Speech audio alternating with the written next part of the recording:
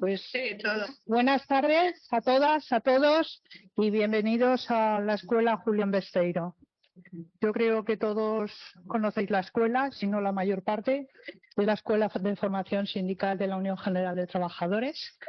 Y bueno, hoy estamos aquí, como ya sabéis, para iniciar un nuevo ciclo de conferencias de mujeres republicanas, feministas y sindicalistas. Y recordaremos en este ciclo alguna de ellas, aunque no todas, porque como son tantas, pues tampoco da tiempo a todas.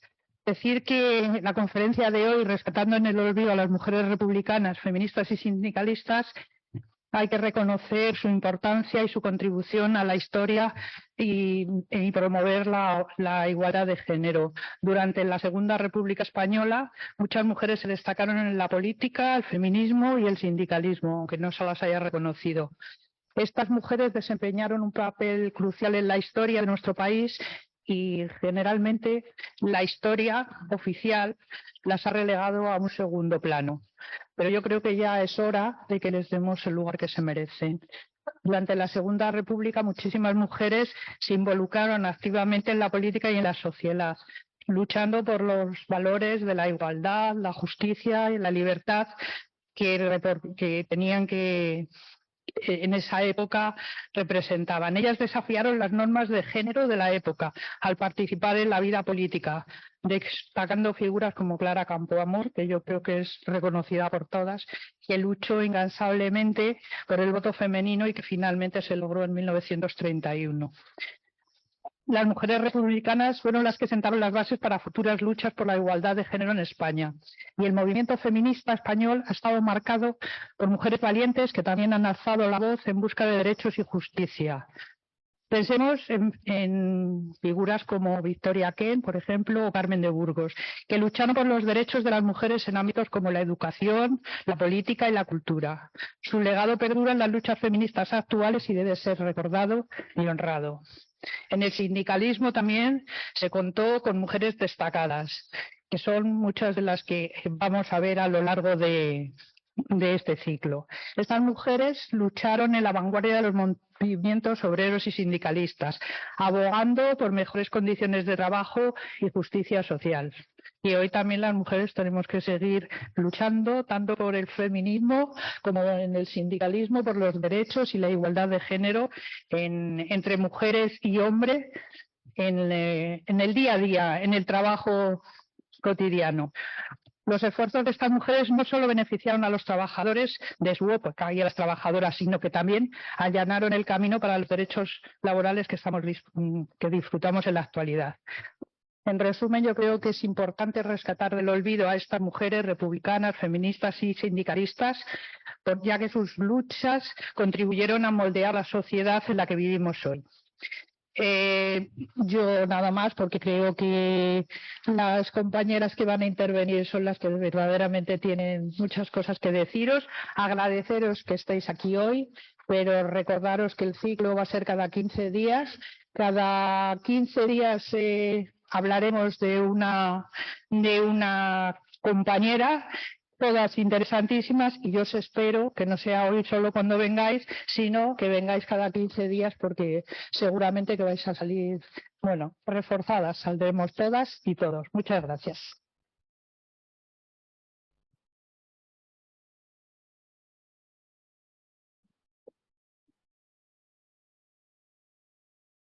Buenas tardes a todas. En primer lugar, dar las gracias a Isabel Navarro. Nuevamente, con tu hospitalidad, nos acoges en esta escuela de formación sindical, que es tan importante para la UGT, pero también para la Fundación Progreso y Cultura. Gracias, Isabel, por haber pensado en este ciclo. El año pasado inaugurábamos el ciclo de Memoria Democrática, que ha podido materializarse, y estamos ahora presentando el libro con todas las ponencias y conferencias que pudimos realizar a lo largo de todo ese ciclo, y espero que también pueda este ciclo quedar materializado en esos textos y poder de alguna manera ayudar a visibilizar lo que es el objetivo de este ciclo. Quiero dar las gracias a la conferenciante de hoy, a Carmen Calvo, que no ha dudado en participar en esta conferencia, como ya lo hizo en el anterior ciclo. Muchísimas gracias por tu disposición a participar siempre con la Fundación Progreso y Cultura, con UGT Madrid, y en este caso en un tema que para nosotras es tan importante: visibilizar las mujeres y seguir avanzando en la igualdad de género y en la visibilidad de lo que hicieron tantas para lo que somos hoy nosotras. También quiero, en este sentido, decir que Carmen es un referente en el feminismo, pero además una gran política, y creo que tenemos una deuda, todos y todas los sujetistas de nuestra organización, de nuestro sindicato, por todo lo que has hecho por la memoria histórica, por todo lo que has hecho por sacar al dictador del Valle de Cuelgamuros, por todo lo que has hecho ya en este mismo salón. Pronunciabas tu compromiso y por acabar con la ignominia que tantos sujetistas han sufrido, y creo que siempre vamos a estar agradecidas contigo por todo lo que has hecho. Y en este sentido también por visibilizar la lucha de las mujeres UGTistas, sindicalistas, que han estado invisibilizadas durante mucho tiempo. Es verdad que en los últimos años, a través del trabajo de muchas compañeras, han salido a la luz, pues con el documental de Maestras de la República, con el trabajo de visibilizar el trabajo de las Sin Sombrero. Bueno, pues estamos visibilizando a muchas mujeres que siempre han estado. El trabajo y la lucha de las mujeres feministas, de las mujeres sindicalistas, de las mujeres socialistas, siempre ha estado, pero está invisibilizado, y es nuestra obligación, el de todas, el de todos, poder darles su lugar. Las mujeres somos, estamos y siempre estuvimos en esa lucha, y este ciclo lo que trata es realmente de que se les visibilice y se les reconozca el esfuerzo que hicieron durante tantos años.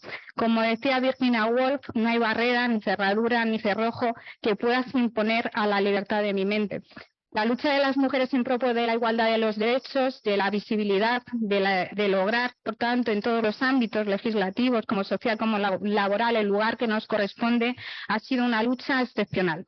Y este ciclo es simplemente pues para rendirles un homenaje y para seguir avanzando, porque por desgracia todavía queda mucho que hacer para cerrar todas las brechas de género que todavía tiene esta sociedad. Una sociedad que se dice democrática. Muchas razones que obligan a poner en marcha este reconocimiento para seguir avanzando, porque la realidad es que hablamos de igualdad de derechos, de igualdad ante la ley, pero os queda muy lejos cuál es la igualdad real que tenemos las mujeres todavía. Es por eso que vamos a recordar, y lo harán a lo largo de todas las conferencias, todas las mujeres que con su trabajo y su esfuerzo hicieron que avanzáramos. Mujeres como Virginia González Polo, que fue la primera mujer dirigente de un sindicato en una comisión ejecutiva de la UGT en 1916. Nacida en un medio obrero, hija de una tejedora, y se afilió a la UGT en 1899, y en 1916 fue elegida miembro de esta comisión ejecutiva. Fue detenida y encarcelada junto con Pablo Iglesias y Largo Caballero durante la durante la huelga de 1917. La conocemos por su rebeldía, por su beligerancia, por ser reivindicativa, porque tenía escritos e intervenciones en las que consiguió hacer un hueco en la agenda sindicalista de las reivindicaciones de las mujeres obreras. La conocemos porque tuvo la posibilidad y la valentía de defender los derechos de las mujeres en un mundo de hombres. Cito solo algunas de las mujeres de la UGT que hicieron y abrieron hueco a las que ahora estamos: a María Cambrils, a Isabel Oyarzábal Smith, a Idelguer Rodríguez, a Margarita Nelkien, Veneranda García Blanco, a Julia Álvarez Rezano, a Claudia García, a Regina García. Son muchos de los nombres muy invisibilizados. Algunas incluso no consiguieron escapar de la represión de la guerra, como por ejemplo María Langrante, enfermera, que en 1932, fecha en la que había ingresado en la UGT, no cesó su actividad política, y que fue la que recogió las cartas de las 13 Rosas la noche antes de su fusilamiento. No solo tenemos mujeres referentes durante la República o durante la dictadura en la década de los 70, algunas también se jugaron la vida en la clandestinidad, como Carmen Muriana, que llegaría a ser responsable del Departamento de Mujer de UGT, de la Armina Fernández Ordiz, que colaboró en la reorganización de uno de los primeros núcleos sujetistas en el mundo laboral asturiano no minero, y otras muchas mujeres, y aquí sí que quiero recordar con especial cariño a Matilde Fernández y a Elena Vázquez. En 1973-76, todavía en la clandestinidad, pues tenemos que recordar a Ludovina García Arias, que fue elegida como secretaria de Migración en la Comisión Ejecutiva del 30 Congreso de la OGT. Son muchas de ellas muy invisibilizadas, poco conocidas, pero que han hecho de la OGT lo que hoy es la OGT, y además han sabido darnos un legado, el de la lucha, el de la no resignación y el de poder avanzar en derechos para garantizar la igualdad. Quiero terminar afirmando que la UGT tiene una historia sindicalista decisiva y reivindicativa, y que es justo e inexcusable el papel de estas mujeres, y que es nuestra obligación darlo a conocer y que quede claro en blanco sobre negro en la historia para que no sean olvidadas. Termino con una sugerente frase de Emilia Pardo Bazán, y es: mira adelante de ti la suerte de los que fueron, mira adelante de ti la suerte de los que serán. Bueno, somos porque fueron ellas, así que bueno, agradecer a todos los conferenciantes que van a participar, hoy en especial a Carmen Calvo, porque creo que vamos a aprender mucho y nos va a ayudar para seguir en esta lucha por garantizar la igualdad de las mujeres y por cerrar todas las brechas de esta sociedad que tan difícil nos lo ponen en el día a día. Y como decía antes Carmen, que no nos callemos, que seamos beligerantes y reivindicativas. Gracias.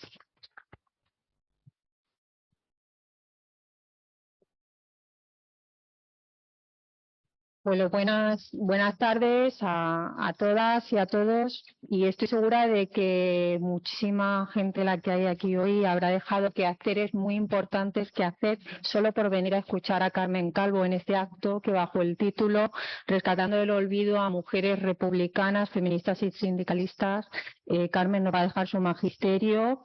Y quienes estamos interesados e interesadas en el sindicalismo, en el feminismo, no nos podíamos perder. Quiero dar las gracias especialmente a Isabel Vilabella por haber pensado en mí para concederme el honor de poder presentar a una de mis referentes en la vida, y ahora desarrollaré por qué. Gracias, Isabel. Sin duda, Carmen Calvo va a alentar el debate y va a animar a la reflexión para que sigamos luchando por la consolidación de todos los derechos de las mujeres, porque el neopopulismo, el reaccionarismo, las ideologías regresivas nos quieren llevar a retroceder en todo aquello que tardaron tanto tiempo en conseguir nuestras predecesoras, invisibilizadas, en la lucha real por mujeres y hombres, y eso no lo podemos permitir. Antes de presentarla, aunque no necesita mucha presentación, tengo que decir que cuando Isabel Vilabella me propuso presentarla, me sentí primero muy halagada, afortunada, agradecida y asustada, ¿por qué no? Porque para mí era un regalo poder estar sentada junto a una mujer desde la que desde bien joven en mi Andalucía natal no he hecho sino que aprender, nutrirme de conocimiento para situarme y tener un referente dentro del mundo del feminismo, del movimiento feminista. Empezando por la declaración tan clara de que las mujeres no somos un colectivo, sino el 50% de la población. Es una referente para mí y es una referente para muchas mujeres en la lucha por los derechos de la ciudadanía, en la pugna por la igualdad entre mujeres y hombres. Y todo ello desde la serenidad, haciendo las cosas bien, con tranquilidad, con un gran conocimiento e inteligencia política y social. No ha habido conferencia de Carmen Calvo a la que yo haya podido asistir donde no haya hecho 1000 anotaciones que me han servido a lo largo de la vida, como la declaración que hizo este año en Ciudad Real, en conversaciones con Carmen Calvo. Yo estuve durante 11 años en Ciudad Real, ejerciendo como profesora, donde decía que trabajar desde el feminismo es apuntalar la democracia, porque es el motor de la transformación social más grande de los últimos 50 años de nuestra vida. Es lo que hace que las mujeres seamos libres, profesionales, pagadoras de impuestos y que formemos partes de espacio de poder, participación e influencia, aunque la brecha salarial siga ahí. El feminismo, nos ha dicho muchas veces, no solamente mejora la democracia, sino que hace frente al fascismo español, que pretende devolvernos a lugares donde las mujeres no pudimos desarrollar vidas libres y nos vimos sometidas solamente a la reproducción de la especie, sin acceso a la educación ni al reparto del poder. Ha declarado que el machismo es otra forma de fascismo. Se ha opuesto a los vientres de alquiler y ha defendido la abolición de la prostitución porque ese es el camino para construir un mundo donde la sexualidad nos pertenezca por libertad y disfrute. Dicho esto, Carmen Calvo Boyato es profesora titular en excedencia de la Universidad de Córdoba, donde se doctoró en Derecho Constitucional con su tesis sobre el derecho de enmienda a la producción de la ley. Es diputada nacional por Granada, fue consejera de Cultura, ministra de Igualdad, vicepresidenta del Gobierno, ministra de Presidencia y Relaciones con las Cortes y Memoria Histórica. Su compromiso con el feminismo ha sido siempre muy destacable y notorio y es coautora de varios libros sobre la temática. Y me permito destacar La mujer en España, política social para la igualdad de los sexos, política social y estado de bienestar. Ha sido distinguida con numerosos premios y reconocimientos. Quiero destacar el título de hija predilecta de Cabra, siendo la primera mujer que ha obtenido esta distinción. La Gran Cruz de la Orden de Carlos III, el Premio Mujeres Progresistas y el Premio Internacional por la Igualdad de Género Luisa Medrano, otorgado por el Gobierno de Castilla-La Mancha. Y sin más dilación, pues lo importante es lo que Carmen venga a aportarnos hoy en su conferencia con su magisterio. Le paso la palabra a Carmen. Muchas gracias.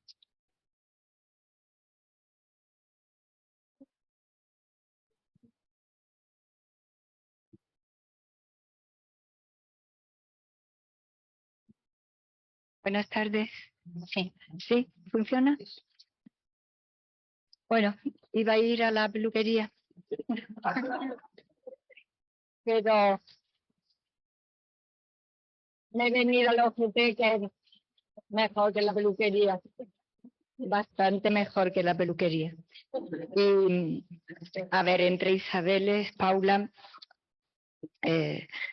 a pesar de que vivimos en un mundo con muchas fórmulas de comunicación, de transmisión de ideas, de participación, de libertad de expresión, a mí me sigue todavía gustando mucho este formato más o menos artesanal en el que podemos vernos. Es verdad que luego se graba, se expande por ahí, pero me resulta todavía muy necesario y muy cálido poder ver a la gente, podernos seguir encontrando, poder tener la posibilidad de hablar yo, pero también que la gente pregunte.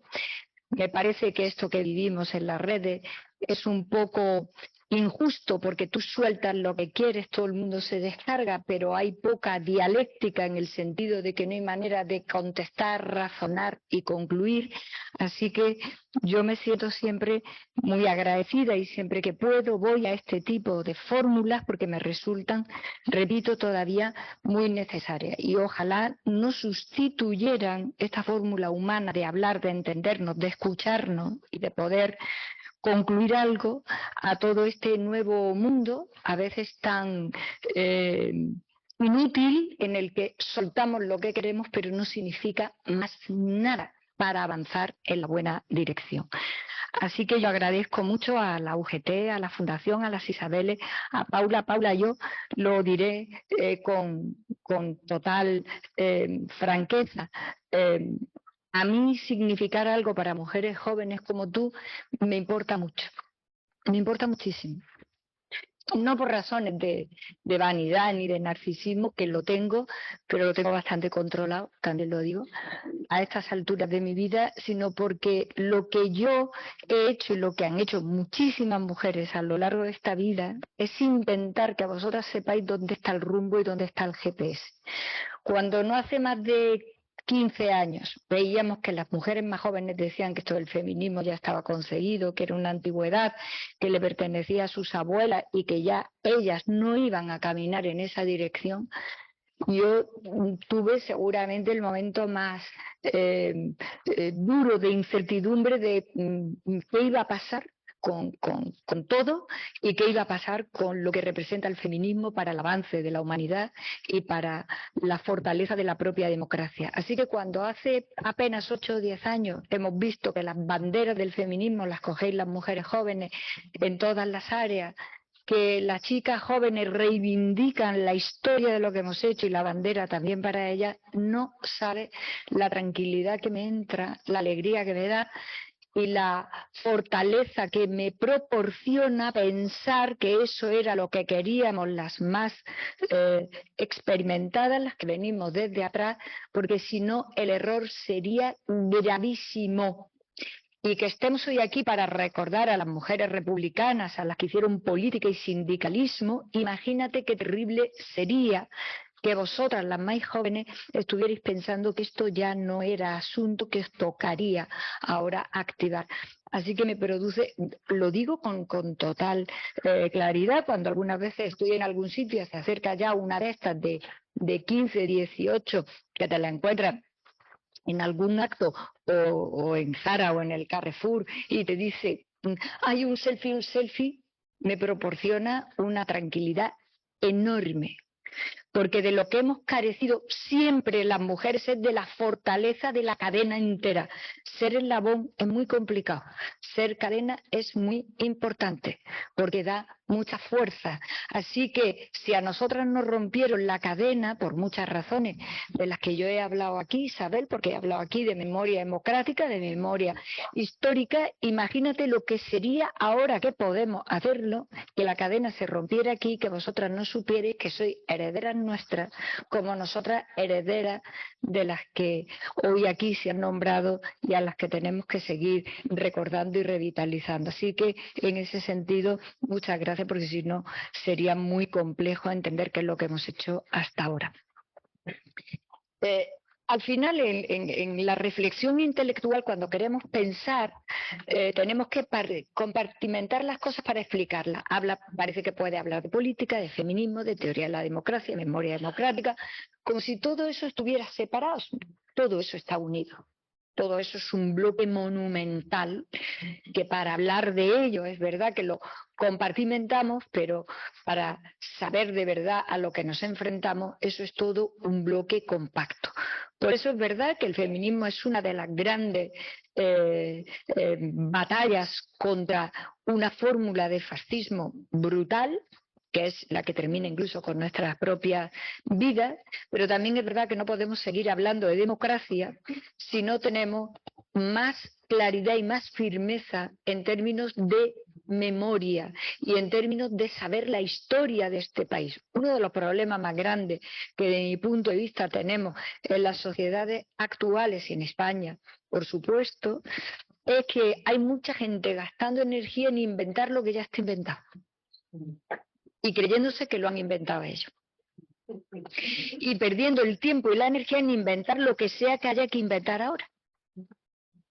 Que evidentemente nos toca a todos, pero que os toca de una manera muy principal, le toca de una manera muy principal a quienes son más jóvenes y vienen con otro tipo de instrumental para abrir camino, como toda la vida, desde que el mundo es mundo. Así que tenemos a demasiada gente que por ignorancia, porque no han leído, porque no han respetado lo que ha ocurrido antes, se han saltado ese capítulo, pues vienen y te cuentan algo y tú dices, esto me lo estás contando porque crees que lo has descubierto. Pues eso está archidescubierto, archidebatido. Y el problema que tenemos es que eso ha llegado a un punto en el que tú te tendrías que estar esforzando a dónde llevar ese punto para adelante. Anoche estaba yo en un sitio heavy donde lo haya, porque estaba hablando por un lado con Gansón y por otro con ¿cómo se llama el chico? Con Rufián, como lo estoy contando, Sí, como lo estoy contando, pero sí, en 3 metros, uno aquí, otro aquí, los tres charlando. Y estábamos hablando de qué cosas le ocurren a la democracia ahora mismo. Y a la democracia ahora mismo le ocurre una cosa que llevamos 100 años dándole vueltas, pero que no le vemos arreglo. Y es cómo equilibramos mayoría y minoría. Como las minorías no se pueden colocar en el sitio de las mayorías. Como una minoría con 2 escaños, con 3 concejales, que dobla la mano a una mayoría, porque no tiene autocontrol y no hay norma de regulación. O sea que tú, por carácter no democrático, consideras que tienes la fuerza bruta de 2 escaños, de 2 concejales, y le doblas la mano a las urnas. Pero tú no lo ves así, tú lo ves política, pero no es política, es falta de democracia. Y yo ayer que lo decía, bueno, porque no hay alguien pensando en esto y cómo a esto lo regulamos, porque no es fácil de regular jurídicamente. Pongo este ejemplo porque si hay 2 malas antípodas, pues serán Anson y Rufián, ¿no? Y sin embargo estábamos anoche, por razones muy raras, en un mismo sitio hablando de este asunto. Digo, y sin embargo estáis todo el día dando vueltas a cosas que están perfectamente resueltas, y donde tendríamos que estar ahora mismo cavando es en cómo vamos a resolver estas cuestiones. Claro, todos sabemos que no se pueden resolver, y el problema que tienen ley electoral y modificación de ley electoral, que tiene un trabajazo enorme, no porque no se pueda hacer, sino porque abre un gran melón, y mientras que las minorías no tengan autocontrol de cuál es su sitio y no pretendan usurpar el sitio que no les toca, pues vamos a tener problemas de incomprensión de cómo funciona la democracia aquí y en cualquier lugar del mundo, porque eso es lo que estamos viendo ahora mismo en muchos lugares de Europa. No hace falta que diga cómo está Francia, Italia ya gobernada por el neofascismo, por Meloni, Alemania en una situación tremenda. Ya sabéis que la ultraderecha alemana aparece ya en según qué encuestas como apuntando a una mayoría, y en ese sentido, lo mejorcito que hay ahora mismo es España y Portugal, y a ver cómo resistimos. Es decir, y eso es un problema de conformación de mayoría en minoría, que el resto de la gran idea de la democracia está bastante bien resuelta. Así que lo pongo como ejemplo porque es una cosa que me preocupa enormemente. Y porque, como decía antes, todo está unido. Si queremos hablar de democracia, tenemos que hablar de cómo hemos llegado aquí, cuál ha sido la historia para llegar aquí. ¿A quién le debemos mucho? Porque no pagaron con un disgusto o con perder un día un escaño en una lista, sino que pagaron con las vidas, con las cárceles, con las fosas comunes y con el exilio. ¿Y qué ocurrió en ese debate en el que las feministas siempre nos hemos fajado con mucha dureza? Esa idea que hemos tenido siempre de que teníamos doble militancia, la militancia política y la militancia en el feminismo, con muchas dificultades. Nos ha pasado en los partidos y ha pasado en los sindicatos. Ha pasado en los OGT, ha pasado en el sindicalismo también. Lo cual indica 2 cosas. El potencial absolutamente mayúsculo de lo que representa la lucha de las mujeres, que es la lucha de la mayoría absoluta natural, porque somos más que los hombres. En España ahora mismo somos 1.600.000 más mujeres que hombres. No es ninguna tontería, ¿eh? 1.600.000 más, según los últimos datos del Instituto Nacional de Estadística, lo cual pone de manifiesto que la cosa no es llevadera. Esto no es algo que tú lo metas en la gran lucha sindical o política como uno de otros muchos temas que se manejan. Este es el otro lado de la misma moneda. Cómo avanza la democracia, cómo avanza la relación capital-trabajo, empresa, trabajadores, trabajadoras, y cómo en el otro lado de ese eje lo que está pendiente es la igualdad entre hombres y mujeres. ¿Qué ocurre con nosotras? ¿Qué ocurre con nosotras? Ese es el panorama. Y en ese panorama, que es muy complicado, para el ámbito político y el ámbito sindical ocurre lo que ha ocurrido para las mujeres en todos los demás ámbitos. Hemos escuchado durante hace ya varias décadas, básicamente desde que las mujeres van a las facultades de historia, se licencian como historiadoras, dan el paso al frente para convertirse en investigadoras y empiezan a aparecer hace 70, 80 años en cualquier lugar del mundo, particularmente en Europa, buenas investigaciones historiográficas firmadas por mujeres y por feministas. Y empezamos a saber cosas de nosotras que no sabíamos. Que no las sabíamos de manera rigurosa y acreditada, como la tesis doctoral de Perigné de Méricourt, en la que cuenta bien qué es lo que pasó cuando se redacta la Constitución francesa, donde nosotras quedamos fuera porque no se nos nombra como ciudadanas.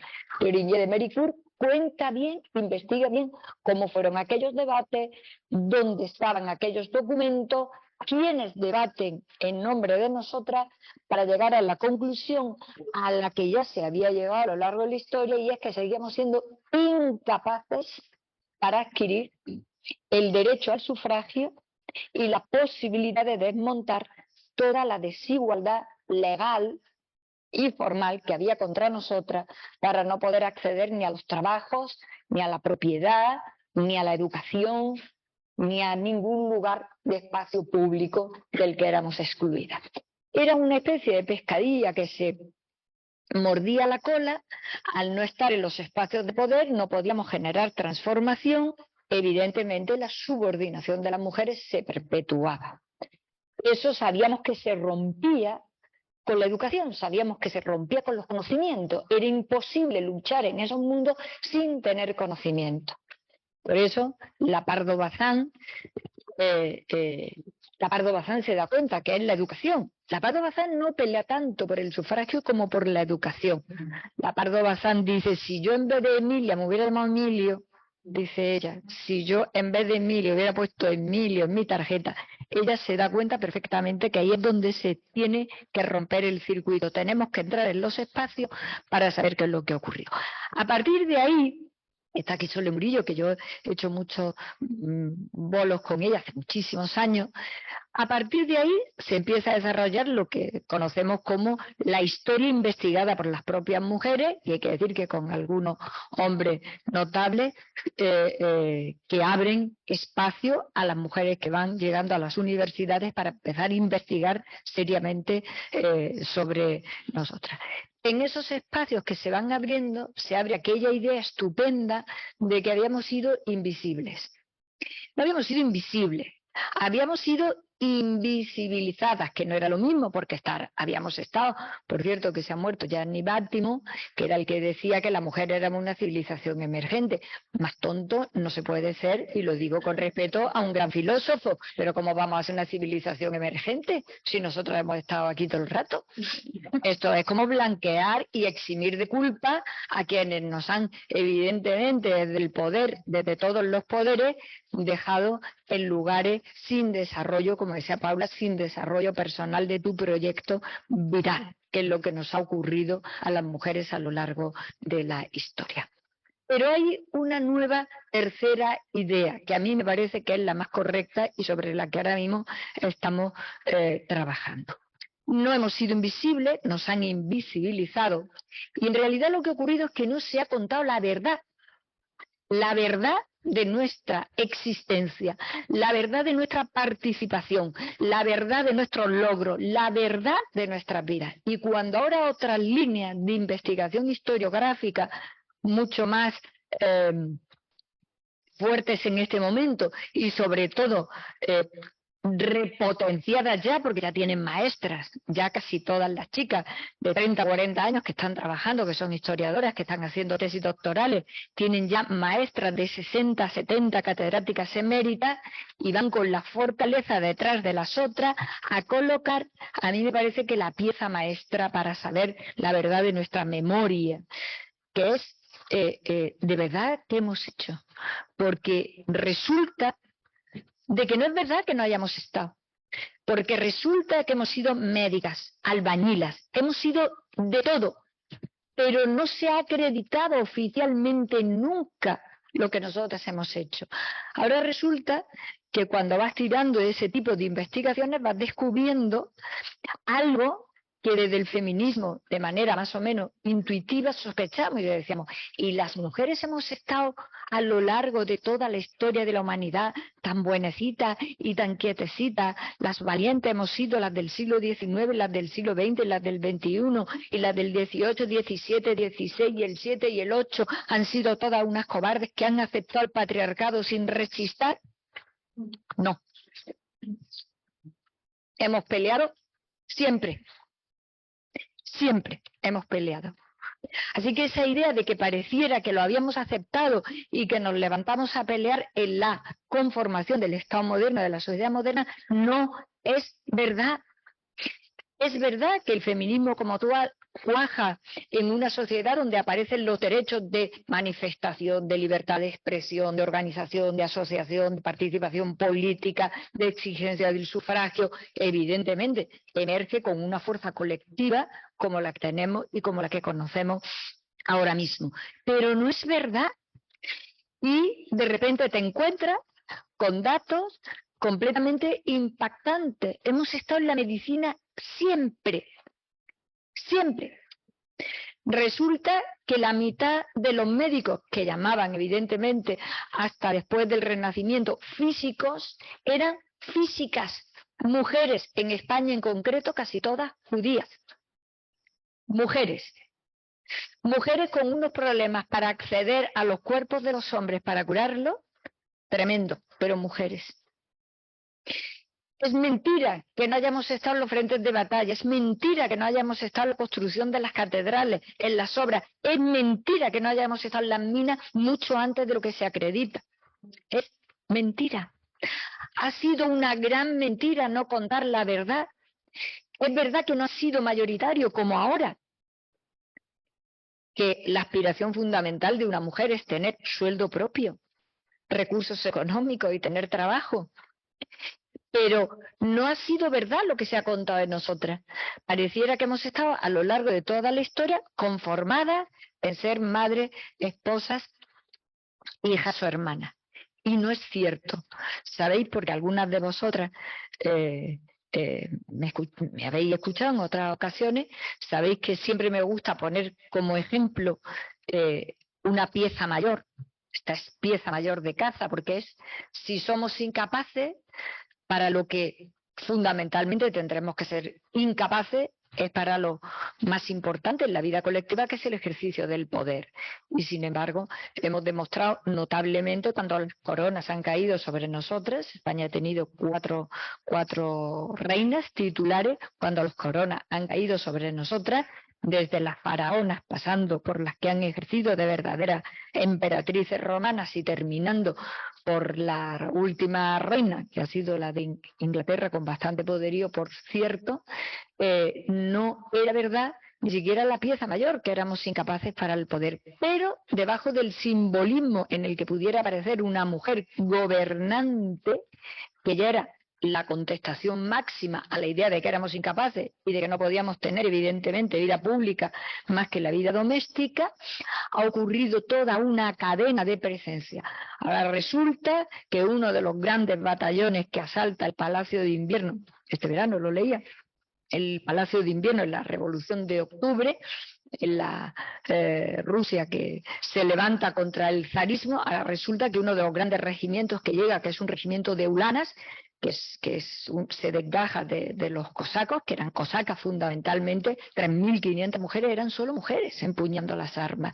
Y todo esto, que ha formado parte de las mentiras, de lo que no se ha querido contar, de lo que no se ha querido acreditar, de lo que se ha querido ocultar para seguir manteniendo la idea del patriarcado, y es que no servimos, no podemos, no estamos, no debemos estar. Lo de no debemos estar nos lo han dicho esta mañana otra vez, nos lo acaba de decir esta mañana otra vez que podía ir a la peluquería también. Claro, de repente lo que nos encontramos no es con la invisibilidad, lo que nos tenemos que encontrar es con la verdad. Con la verdad.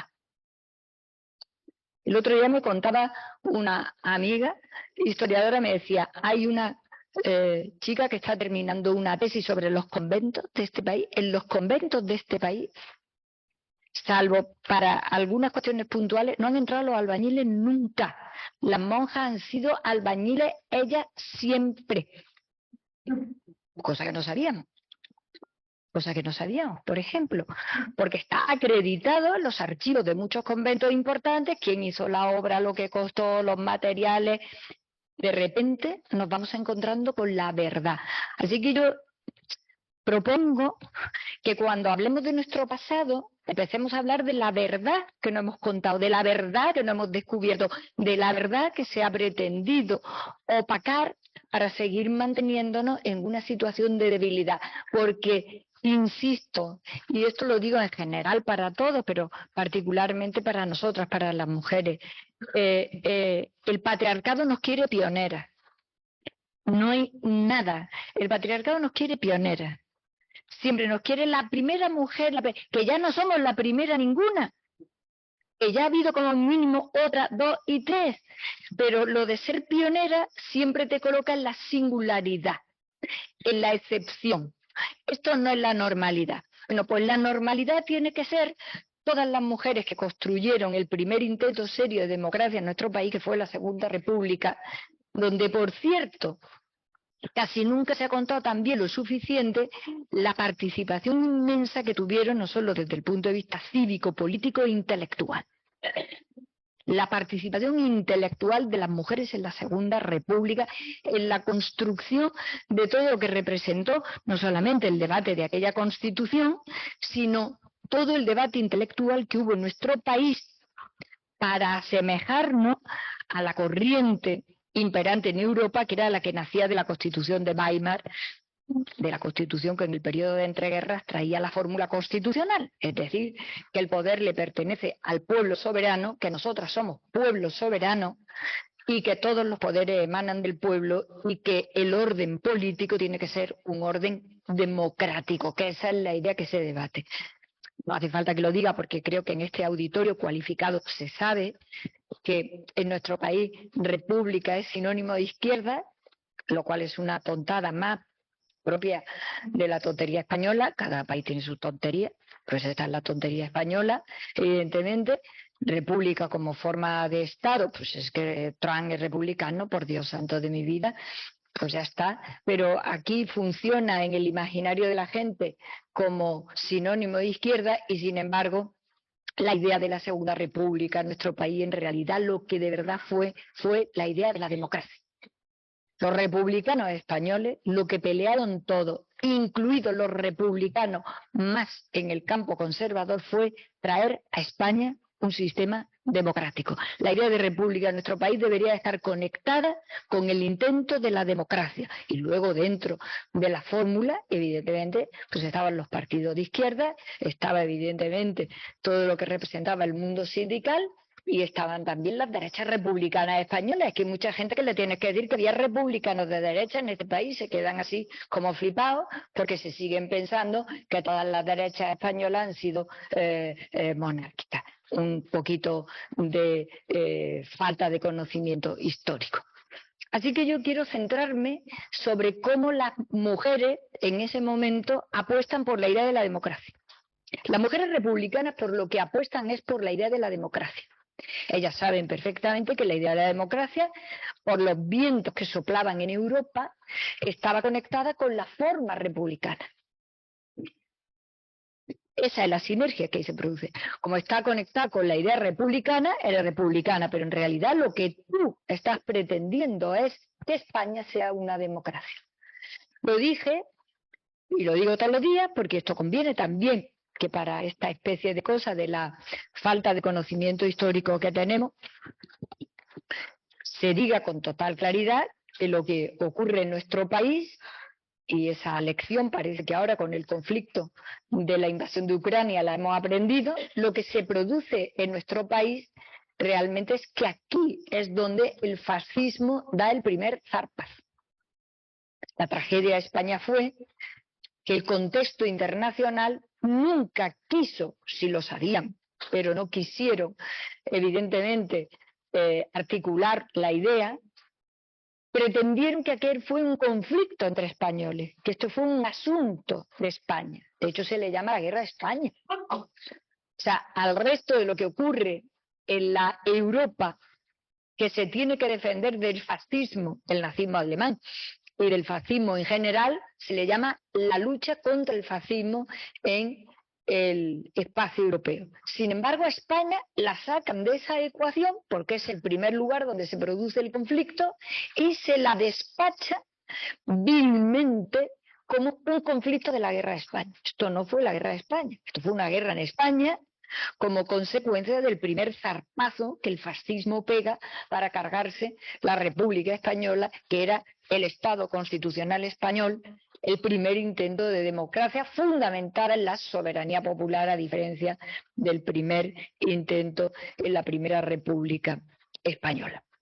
Esa es la matriz del asunto, porque ahí es donde están los escritos de algunas de las mujeres que están en la política republicana, que están en los previos al momento en el que nace la República y en los previos al debate evidentemente constitucional.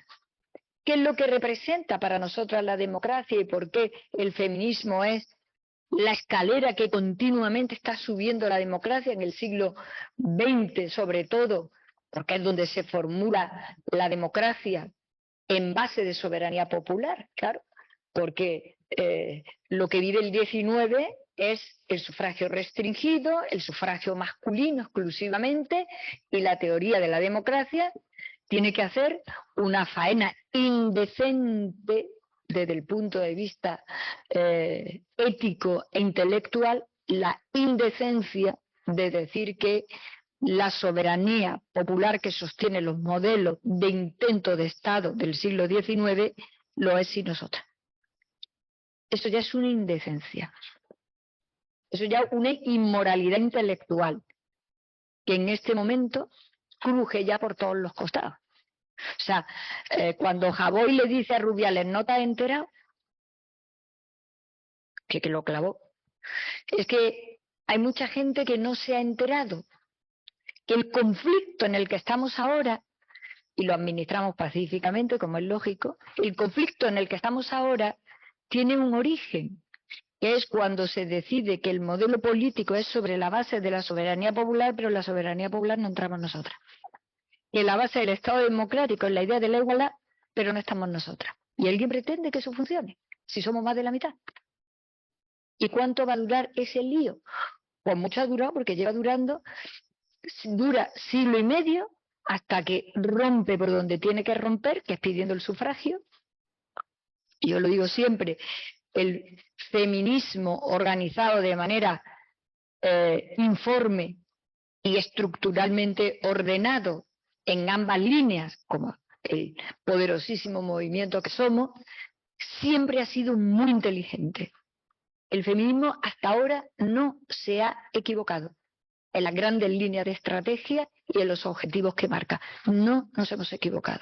Pedíamos el sufragio, podíamos haber pedido comer, que no nos violaran, que no nos casaran, que nuestros hijos fueran patria potestad nuestra. Podía habernos dado por muchas cosas, pero supimos que había que entrar en el sistema por la vía del sufragio. La respuesta en la República ya la recibimos. No podíamos votar porque igual íbamos a votar a las derechas. Menos mal que esto lo resolvió Javier Tussell. No nos hizo falta una historiadora. Fue Javier Tussell el que dice literalmente, de forma acreditada, inmediatamente que después de la muerte del dictador y un poco antes, en el tardofranquismo, se pueden abrir los archivos españoles y empieza a decir, pero ¿de qué tontería estuvimos hablando todo el tiempo? ¿De qué tontería estuvimos hablando echándole la culpa a las mujeres de la derrota de las elecciones que llevan a la debilidad de la Segunda República? ¿Pero de qué tontería estamos hablando? Si 45 años de democracia arrojan lo que arrojan. ¿Quién vota a Vox ahora mismo? ¿Quién sostiene a Vox? Hombres. Fundamentalmente hombres.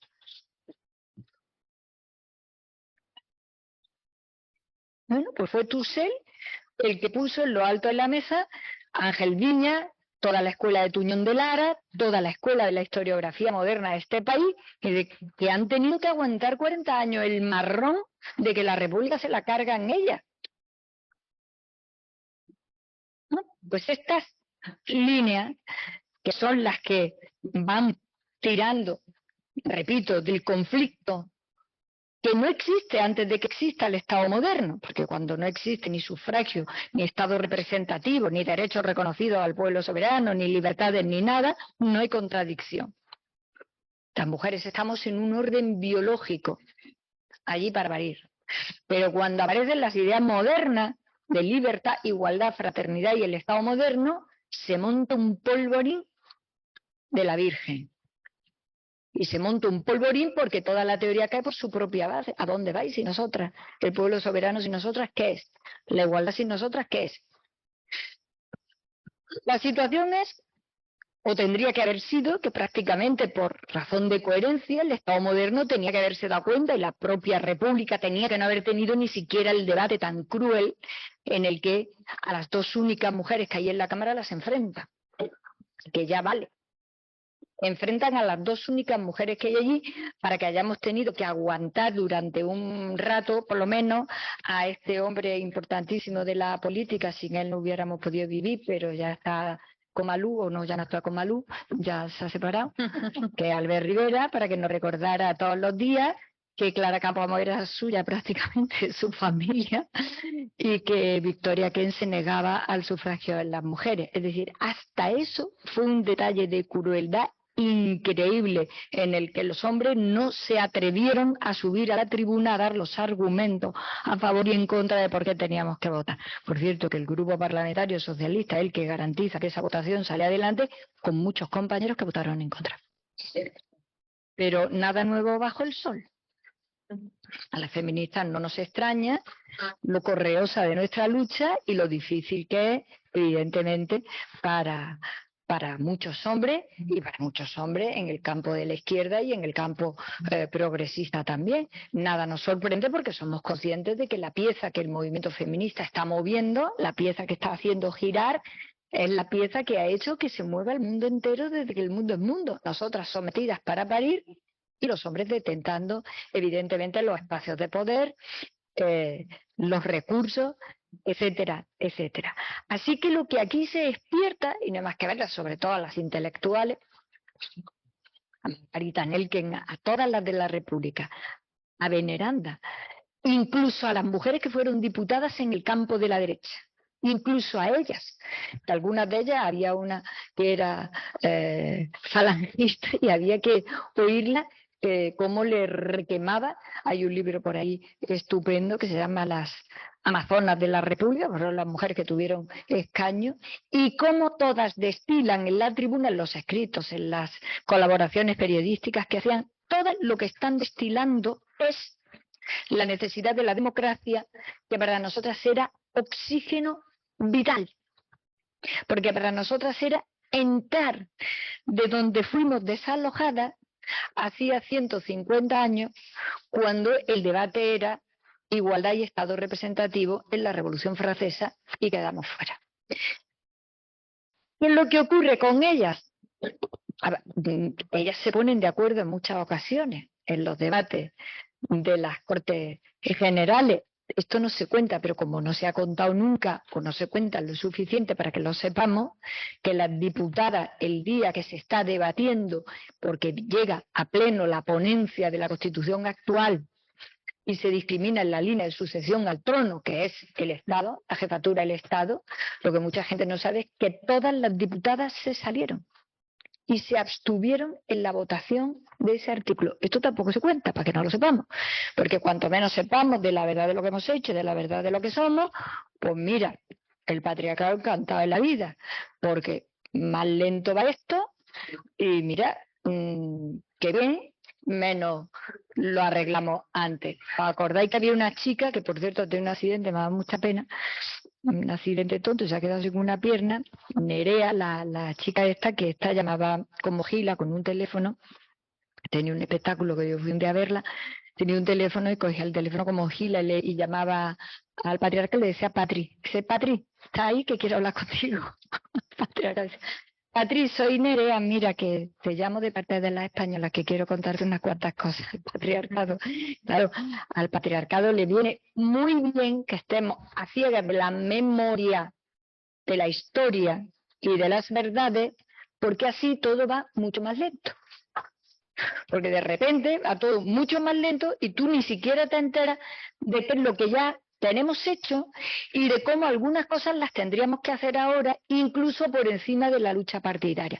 Espero que la primera ley, cuando arranque la legislatura, la segunda, como decíamos el otro día por reírnos, en Rota, sea la ley contra la trata y por la abolición de la prostitución, y que el Partido Popular la apoye. El Partido Popular apoyando eso, juntos, porque ese mensaje es tremendo. El Partido Popular y el Partido Socialista, con los escaños que tienen, que es abrumadoramente la Cámara, lanzan un mensaje en materia de derechos humanos, en materia de democracia, diciéndole a este país que no puede haber prostíbulos, que no puede haber mujeres prostituidas, que no puede haber mujeres traficadas, que no puede haber menores prostituidos, niñas o niños. Y eso es muy poderoso si no lo lanzamos en la lucha partidista. Así que yo anoche también estaba con Cuca Gamarra, que me voy a convertir en su sombra. Sí, me voy a convertir en su sombra, porque yo creo que esta ley tiene que salir como un gran mensaje ético de una democracia que no puede hacer compatible, por supuesto, la violencia y los asesinatos, pero tampoco la prostitución. Es verdad que no. Ha dado un balón de oxígeno esta semana fabuloso el Parlamento Europeo. Yo no las tenía todas conmigo, yo nunca pensé que la votación que se ha producido haya sido tan espectacular y tan buena para mandar un mensaje al mundo en el que diga la legislación europea de los Estados europeos y de las democracias europeas solo puede ser abolicionista. Solo puede ser abolicionista. ¿Por qué saco esto? Saco esto porque ahora nos creemos de repente que estamos en la lucha abolicionista avanzada. Los mejores discursos de Clara Campoamor en la tribuna, a la que yo también me he subido, fueron por la abolición de la prostitución. Los mejores discursos de Clara Campoamor. O sea, es que llevamos ya tanto rato con esto que no hay quien se lo explique. Pero es que los mejores artículos de Concepción Arenal, que fue una de las grandes mujeres que en Europa lucha contra la esclavitud. España tenía esclavitud, en España había esclavos y esclavas. Una de las grandes activistas contra la abolición de la esclavitud en Europa es Concepción Arenal. Y Concepción Arenal estaba en la posición abolicionista. Y repito, de los grandes discursos de Clara, que era magnífica hablando, por cierto, son sobre el proyecto que ya se está tramitando y que decae, evidentemente, sobre la abolición de la prostitución. Es decir, las mujeres republicanas lo que hacen es organizar de manera colectiva y darle músculo político al feminismo español. Ese es el gran logro de las mujeres en la Segunda República y de las que estuvieron en el campo republicano, en el campo evidentemente de la izquierda, que lo que hicieron fue darle músculo político a lo que era un protofeminismo que venía de la mano de mujeres importantes y singulares y de un caldo de cultivo que ya era colectivo. Había un caldo de cultivo donde al patriarcado y a la estructura del sexismo de nuestro país se le escapaban las costuras. Sobre todo se le escapaban porque se le escapaban, no solamente las sin sombreros, se le escapaban en el mundo del arte muchas mujeres. Muchas mujeres. Ahí se escapaban con mucha libertad muchas mujeres que eran artistas y que eran un poco las que ponían de manifiesto que nos saltamos la gran norma, que ahora ya no es tan estricta, pero la gran norma del patriarcado, que siempre era una norma moral sobre la honestidad sexual de las mujeres. Esa era la gran norma moral. Que se empezaban a saltar las artistas, es lo que comentaban de María Teresa León, porque estas se separaban, se casaban, hacían lo que les daba la gana, como es lógico, de Maruja Mayo, de todas estas, de María Blanchard, de todas estas, porque lo que ellas rompen fue la norma moral, la norma de la honestidad sexual de las mujeres, que es la que se sigue pidiendo todavía. ¿Quién cuelga en la red con inteligencia artificial cuerpos de niñas desnudos? ¿Por qué ocurre eso? Porque nosotras todavía tenemos que ser honradas y nuestra honradez tiene que ver con nuestra sexualidad, no con ser una buena notaria, una buena oncóloga, una buena diputada, no. Nuestro honor no está vinculado a que yo pretenda ser una estupenda diputada por Granada. Menuda acompañantes tengo, no hace falta que digas. Que allí fue diputada María Alejárraga, ¿vale? A mí se me abren las carnes cuando lo pienso. Y Mariana Pineda, que ya peleó en el campo liberal, pero es que estuvo una comunera. Allí hay 3 mujeres que yo estoy por hacer un congreso a hablar de ellas. porque es que allí, en la primera oleada del levantamiento y de posicionamiento del pueblo español contra el poder, que es todo el movimiento comunero, es que María Pacheco era granadina, la mujer de Juan Padilla, ¿vale? Pero es que la liberal que se arriesga es Mariana Pineda. Y una de las grandes en nuestro campo socialista, detrás de Fernando de los Ríos la lista, era María Lejárraga, ¿vale? Yo o me esmero o me voy a hacer puñeta, está clarísimo, porque menuda provincia. Estoy hablando de María Pacheco, de María Coronel, de María Barca, que son las mujeres de los comuneros. Hay una carta, se me está viendo ahora mismo a la cabeza, una carta de Juan Bravo que le dice a su mujer, atención, porque en la carta le dice, es increíble, dice, eres mi amor y mi camarada. Y las tropas que me han sido leales a mí se atrincherarán en Salamanca y te serán leales a ti.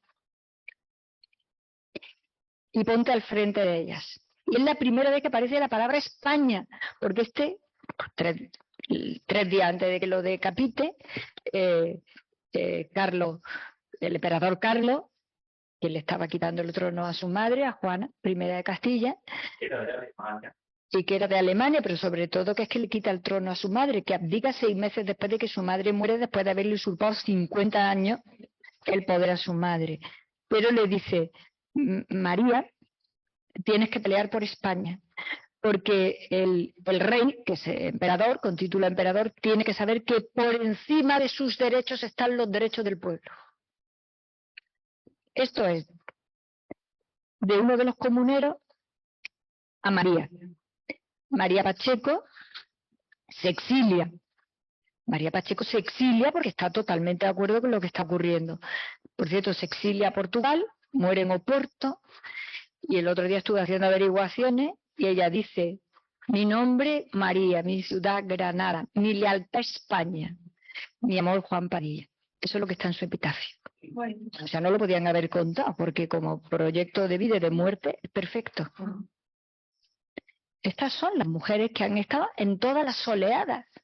Las 3 Marías, incluida la Coronel, están en la oleada de los comuneros, que son los primeros que ponen en lo alto de la mesa que los derechos del pueblo están por encima del poder político del rey.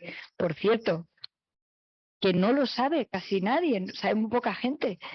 Cuando se reúnen en el proyecto federal los norteamericanos para hacer su constitución, cuando ganan la guerra al proyecto confederal sureño, el precedente que reivindican para decir que allí están haciendo algo moderno y algo nuevo en una constitución donde se da la titularidad del poder al pueblo, no es a su metrópoli, a Inglaterra.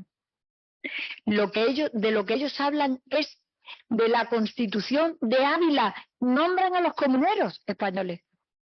Y los comuneros españoles estuvieron acompañados de las comuneras que eran ellas, que por cierto eran mujeres todas de familia noble. Una de ellas se libra de que la decapiten porque es una Hurtado de Mendoza y no la matan porque es de una de las grandes familias en ese momento de élite de nuestro país.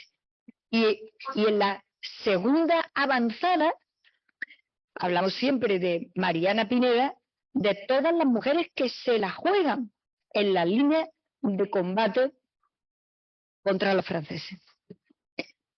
Y sobre la republicana vuelve a caer otra vez el olvido y no se vuelve a recordar el rompimiento que ellas hacen de la norma moral de que somos decentes y empuñamos armas, somos decentes si nos casamos 2 veces, somos decentes si tenemos pensamiento propio, somos decentes si capitaneamos un ejército, o si nos metemos en política, o si estamos en las calles y en las barricadas, y eso se vuelve a silenciar.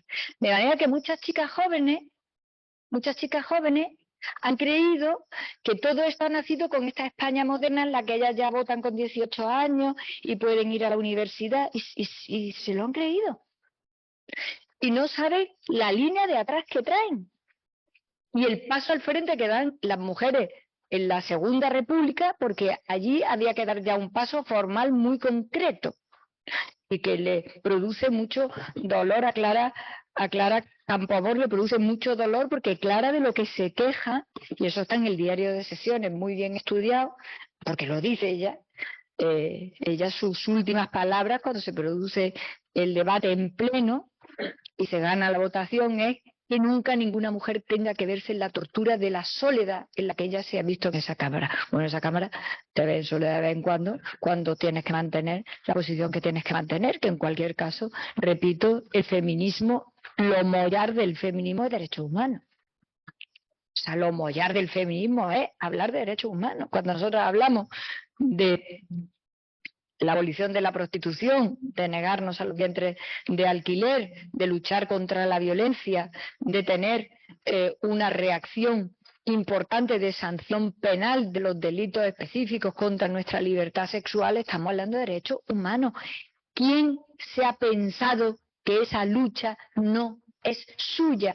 ¿Quién se ha pensado en el campo socialista que tiene que comprarse un libro para aprenderlo o que nos corresponde a nosotras solas decirlo? Esta es la pregunta. ¿Quién del campo socialista no sabe dónde estamos ahora combatiendo en materia de derechos humanos?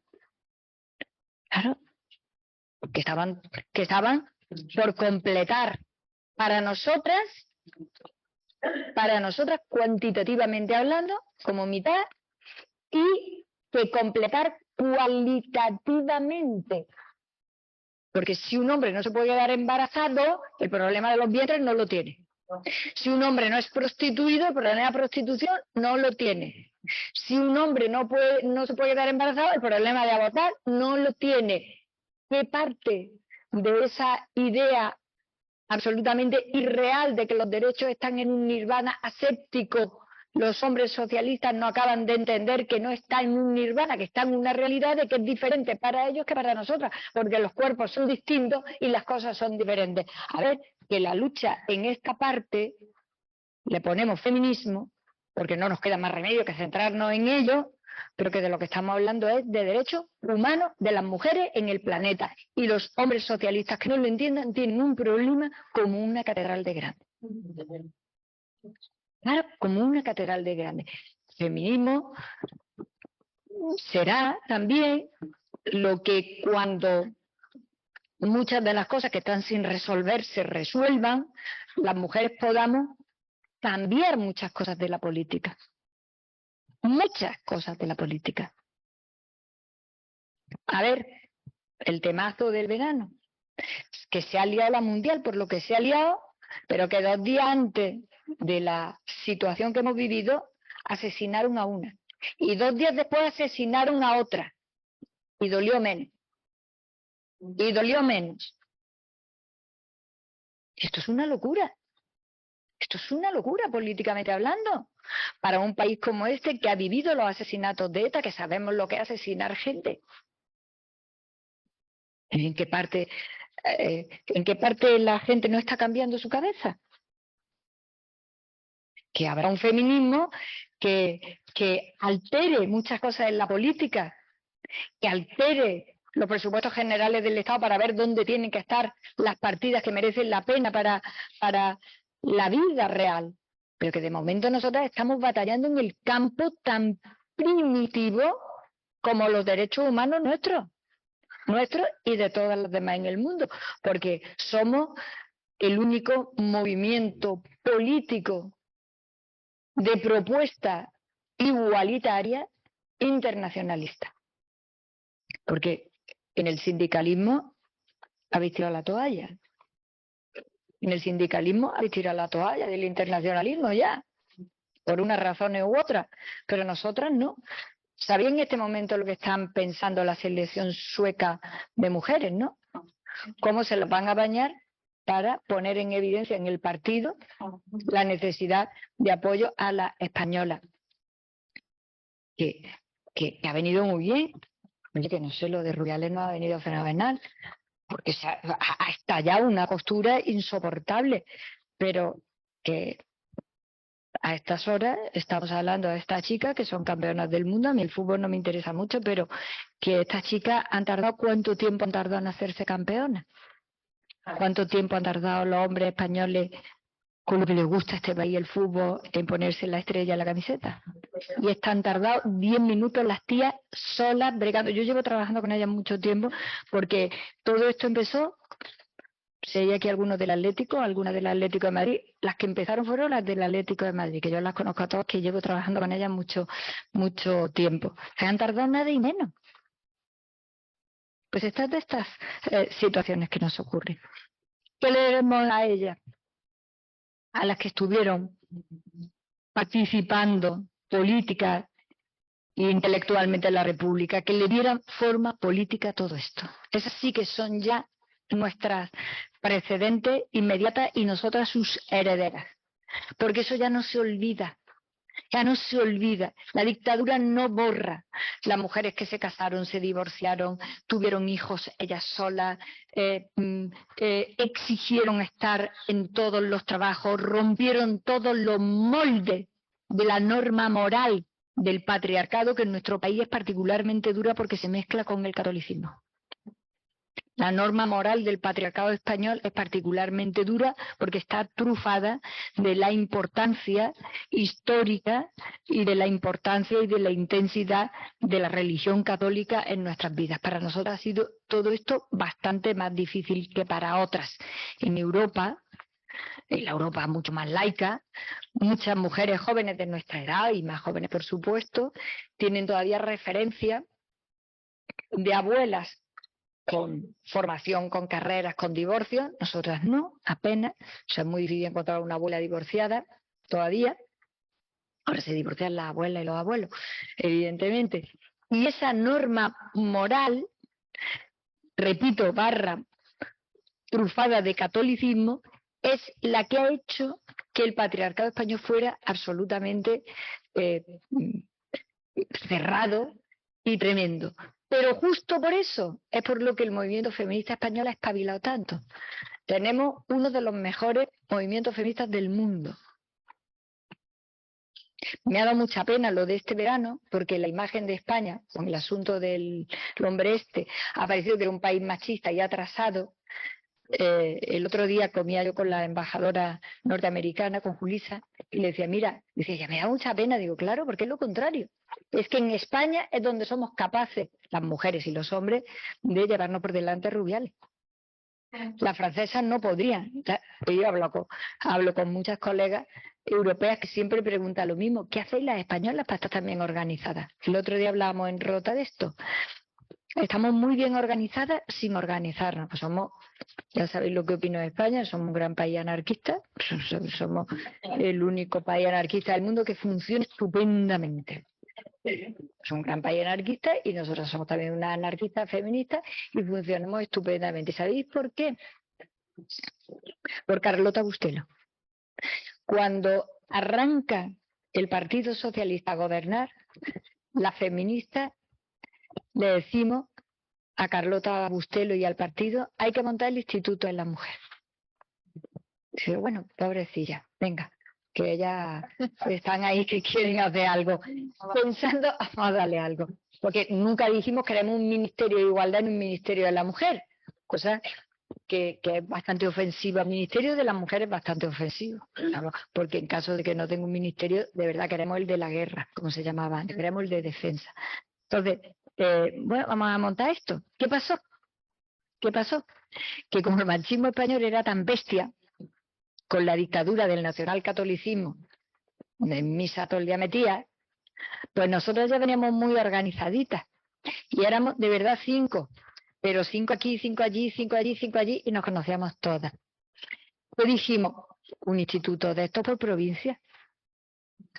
Uno por provincia. Uno por provincia con dinero.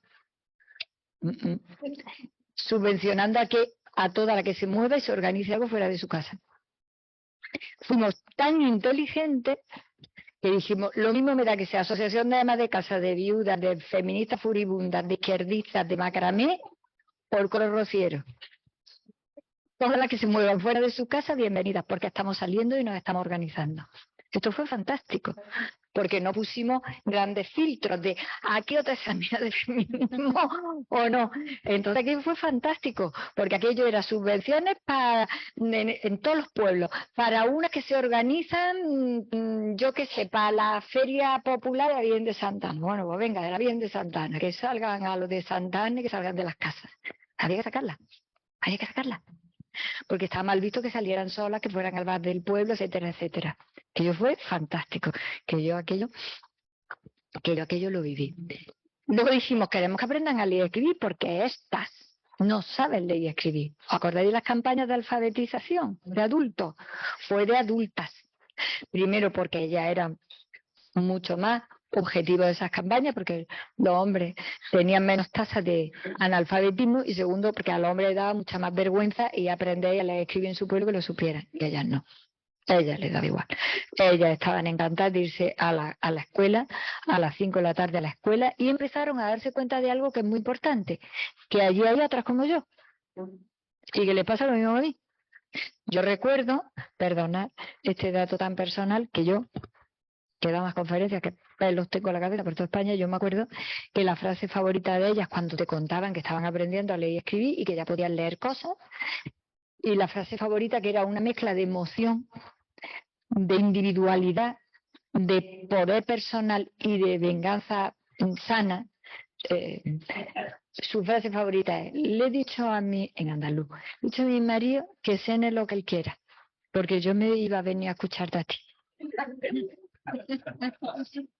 Me da una alegría, como diciendo, ya en el acto revolucionario de mi vida, este va a cenar esta noche solo, se va a hacer la cena, porque yo me voy a ir a oír a otra, y con otra. O sea, aquello tenía un valor alucinante, aquello era un apostolado que no me vea, tirar por todos los pueblos, y la frase era esta: que te he dejado el jamón de yo ahí, y que tú verás. Era fantástico, porque era sacarlas de las casas por primera vez. Ir a las 7 de la tarde no a misa, ni a un entierro, ni a cuidar a su madre que está mayor, ni a visitar a una cuñada. A oír a otra. A oír a otra. Y con otra. Así que nos daba igual que fuera feminismo o macramé, porque al final acabamos todas con conciencia. Conciencia colectiva, conciencia de grupo, conciencia de lucha, conciencia de nuestras necesidades, de nuestros derechos. Y eso es que ha cuajado. Y cuando te preguntan las alemanas cómo lo habéis hecho, pues lo hemos hecho así. Hemos sido la última en tener Ministerio de Igualdad, pero resulta que tenemos todo un tejido montado espectacular.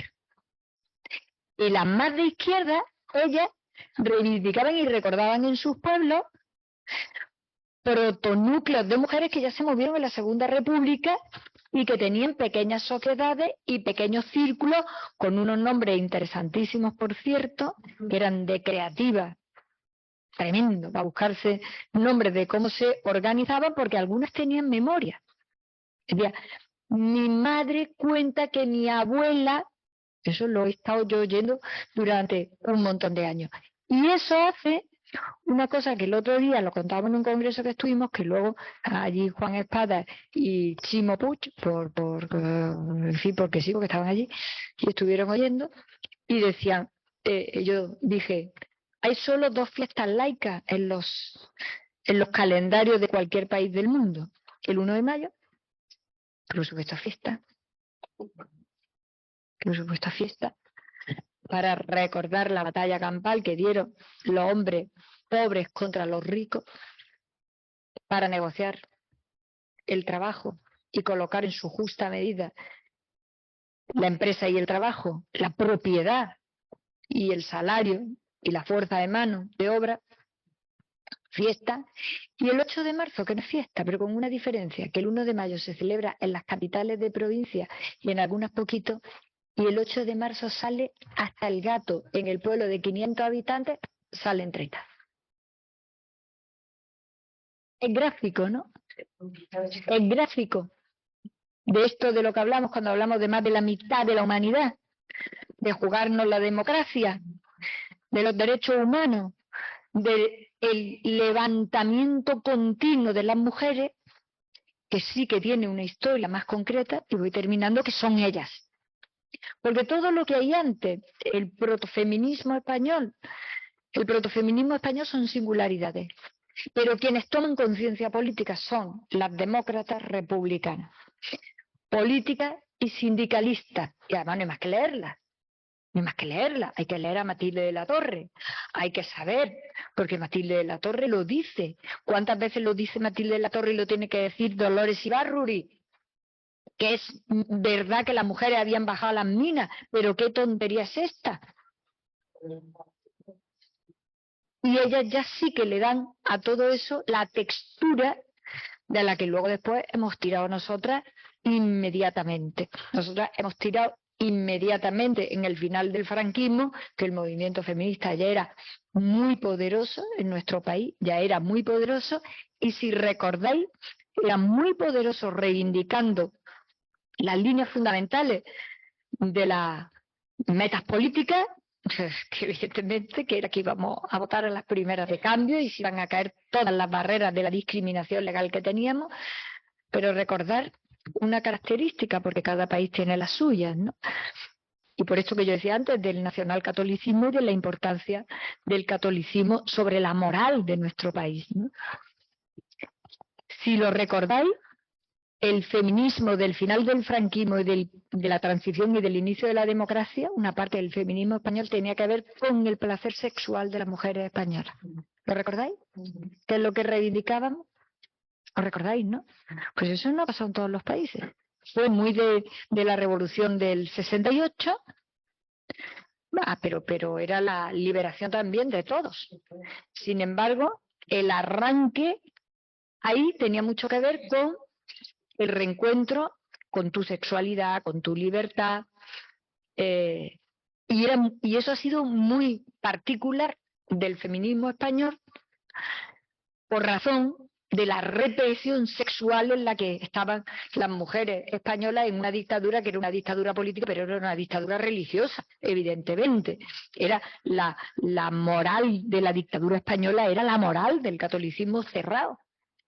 Es donde tiene problemas todavía el Partido Popular. Perdona, es que el Partido Popular tiene todavía problemas ahí claramente. Tiene todavía problemas el Partido Popular como heredero del franquismo, como es lógico, tiene todavía problemas de moral ahí graves.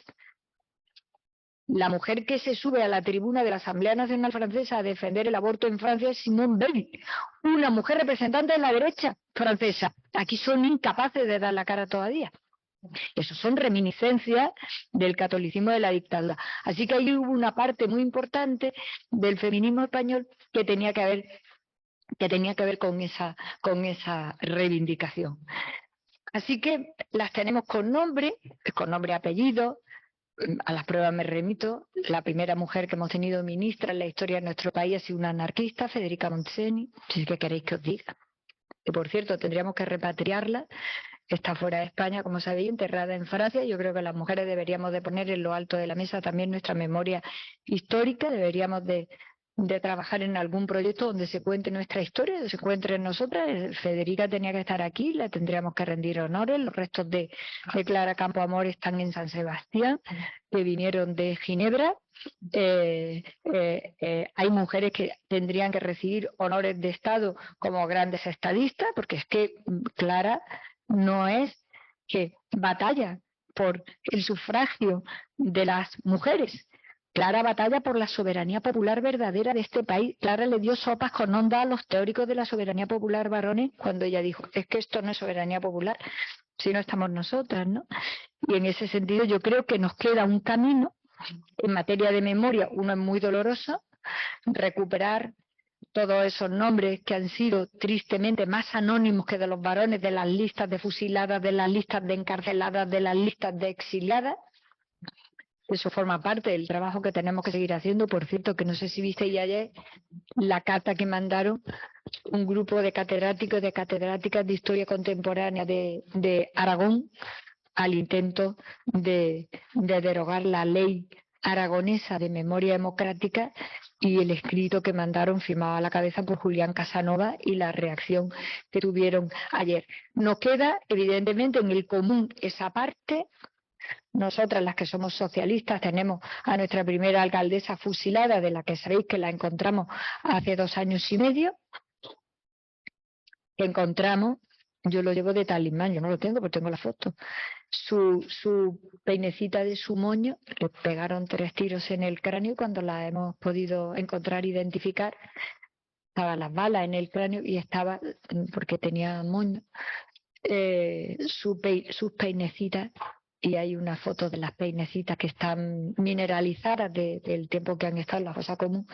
Y yo llevo siempre la foto de la peinecita de María, esta la fusila, porque alcaldesa socialista. Yo creo que nosotros tenemos que recuperar como icono a todas estas mujeres con nombre y apellido, y algunas de ellas recibirlas con honores de Estado, entre las cuales está Clara o pues está Federica Montseny, que fue la primera ministra, porque nosotras necesitamos esa fortaleza, y porque lo personifico en Paula, y por allí hay también alguna que otras chicas, y porque para vosotros será fantástico, porque a nosotros nos ha costado media vida averiguar todo esto, pero para vosotras es tremendo pensar que ellas son y están, porque te va a ahorrar esa parte tan debilitante que es cuando tú crees que estás sola, que estás abriendo camino, que no vas con nadie y que lo que tienes enfrente es muy difícil. Eso ya no es así.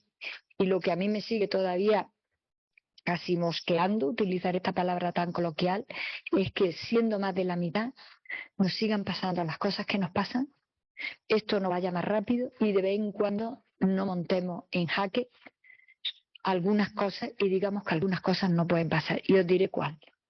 Que es que aquí se asesina una mujer cada 4, 5, 6 días. Y que el quilombo lo hemos montado por lo de la selección de fútbol.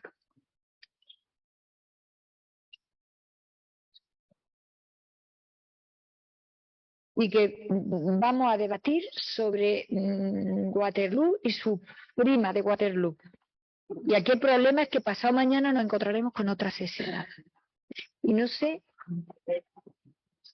qué pasa, que siendo más de la mitad, el camino político que nos queda todavía que recorrer para decir, oigan ustedes, que es que no existe nada más que esto. Que es que no existe nada más que esto.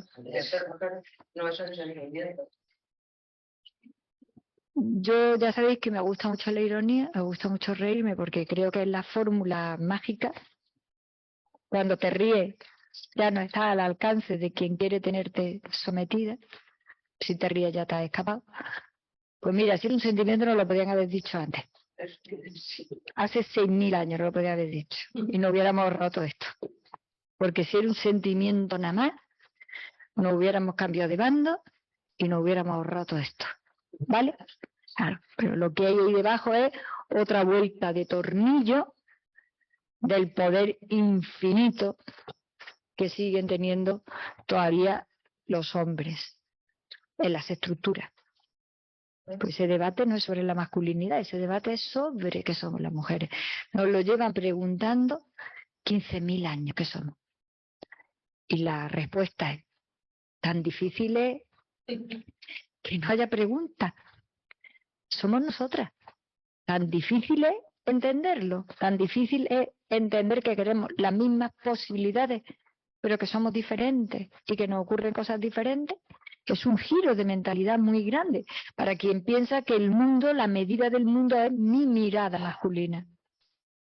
Entonces ahora es la quinta vuelta de tornillo para desposeernos de algunas cosas, entre las cuales está para desposeernos de la maternidad. Cuando la maternidad ha sido un problema tremendo para nosotras, porque ha sido nuestro destino, ya no se habla de todas las mujeres que han muerto en parto en la historia. Las mujeres se metían en los conventos, lo sabéis, ¿no? Sor Juana Inés de la Cruz lo cuenta, está en la lista donde las haya. Las mujeres se metían en los conventos no porque le dieran ataques de religión más grandes que a los hombres, no, sino porque muchas de ellas tenían pánico de quedarse embarazadas y morir en los partos, porque veían morir de parto a su alrededor un montón de gente. Y muchas de ellas eran niñas que su madre murió en el siguiente parto, en el de su hermano. Nosotros hemos muerto en parto a lo largo de la historia, como no ha habido guerras, con más muertos que las nuestras. El último dato de la Organización Mundial de la Salud del año 22 es que han muerto 280.000 mujeres en parto el último año de que tenemos registro, en todos los países evidentemente pobres. A las mujeres les daba pánico quedarse embarazadas y morir en un parto, así que se metían a monjas. Pero la manera es estar a salvo de eso. ¿Os creía que nos habíamos metido a monjas porque somos aquí unas seres angelicales? Yo lo he dicho siempre, y dejadme que me permita esta ironía, yo también me habría metido a monja con mis amigas. Y como siempre habría curas por allí y eso, pues no pasa nada, pues yo soy mucho mejor allí que en otro sitio. Aquí lo dejo. Muchas gracias.